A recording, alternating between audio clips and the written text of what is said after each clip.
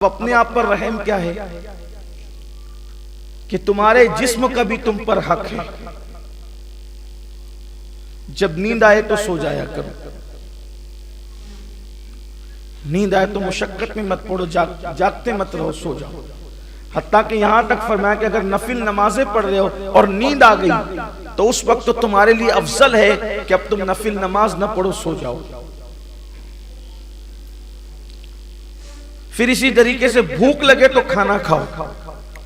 भूखे रहना इबादत है, लेकिन इतने भूखे मत रहो कि वो भूख तुम्हारे लिए नुकसानदेह साबित हो। रहम करो अपने आप पर। इसी तरह से बीमार पड़ो तो इलाज करो, अपनी बीमारी का इलाज कराओ। यानी ऐसे नहीं कि अल्लाह अच्छा कर देगा, बेशक अल्लाह अच्छा करेगा, लेकिन उसने इलाज भी पैदा किया, दवा भी पैदा की। बल्कि फुकाहा ने लिखा है कि कोई बंदा बीमार पड़ा और उसने इलाज नहीं कराया और मर गया तो वो गुनहगार हो सकता है। इसलिए अपनी बीमारी का इलाज करो। और एक बात ये भी कहूँ आपको, इस्लाम ये भी बताता है कि बीमारी का इलाज कराने के लिए हर किसी के पास मत जाओ। जो बीमारी के इलाज करने में माहिर होते हैं उनके पास जाओ, ताकि तुम्हें सही तौर पर तुम्हारा इलाज हो सके। आजकल लोग जो है वो बीमार पड़ते हैं तो वो अपनी मर्जी चलाते हैं, वो कुछ का कुछ करते हैं। और वो कुछ मुफ्त के जो जैसे होटल के जैसे मुफ्ती है, वैसे होटल के हकीम भी है। जो होटल वाले मुफ्ती है ना कि वो आता जाता कुछ नहीं और होटल में बैठे बैठे फतवा देते हैं, तो ऐसे होटली हकीम भी है कि वो बैठे बैठे नुस्खे बताते हैं। अब आप मुझे बताएं कि लोगों की तबीयत जुदा जुदा है, तो एक ही नुस्खा किसी को फायदा पहुंचाता है और किसी को नुकसान पहुंचाता है। यह खास ख्याल रखना। इसीलिए हर काम हर बंदे को करने का हुक्म नहीं दिया गया। हर काम, अभी एक हमारे जमात के बहुत बड़े आलिम इंतकाल हो गया उनका, और इंतकाल का सबब हिजामा कराना हो।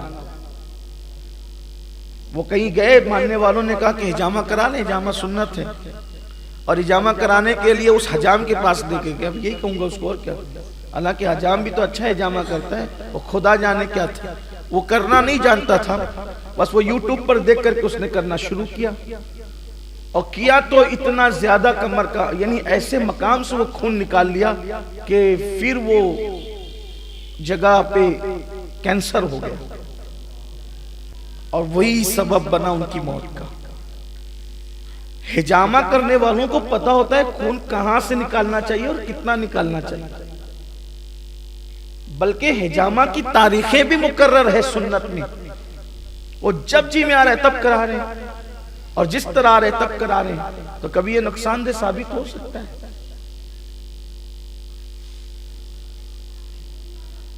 अब ये खजूर खाना सुन्नत है, इसका इनकार नहीं है, लेकिन एक मकाम पर मौलाए कायनात बीमार थे तो मौलाए कायनात से जुर्म है कि तुम खजूर मत खाना। तो कुछ चीजें ऐसी होती है कि किसी मर्ज के अंदर कोई वो फायदेमंद होती है, किसी मर्ज में नुकसानदेह होती है। तो इसलिए जिन जो माहिर तबीब है उनके पास इलाज कराओ, अपने आप पे रहम करो, और अल्लाह की मखलूक पर भी रहम करो। बल्कि फरमाया कि जमीन वालों पर तुम रहम करो, आसमानों का खालिक तुम पर रहम करो, अपने अंदर रहे। और जो रहमतुल्लिल आलमीन से जुड़ जाए उसकी सबसे बड़ी पहचान यह है कि वो रहम दिल हो जाता है। ये जो लोग जबान से शोले उगलते हैं ना, उनके दिलों में रहम नहीं होता, वो उन पे भी फिर रहम नहीं किया जाएगा। मेरे आका अलैहिस्सलाम फरमाते हैं तुम रहम करोगे तो तुम पे रहम किया जाएगा, और जो रहम नहीं करता उस पे रहम नहीं किया जाता।